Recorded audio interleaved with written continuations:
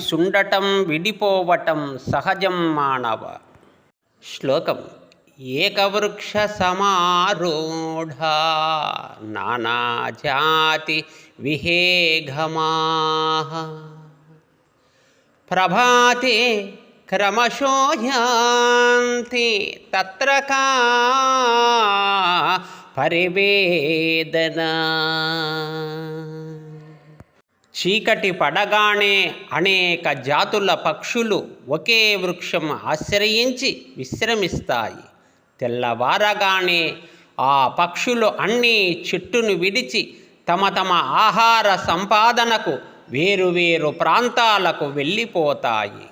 అదే విధంగా బంధువులతో కూడిన మానవుడు కాలమాసన్నమైనప్పుడు తన శరీరాన్ని, ఇల్లు, ఇతరత్రా అన్నీ వదిలి వెళ్ళిపోతాడు. అందుకు ఏమాత్రం బాధపడనవసరము లేదు మానవ.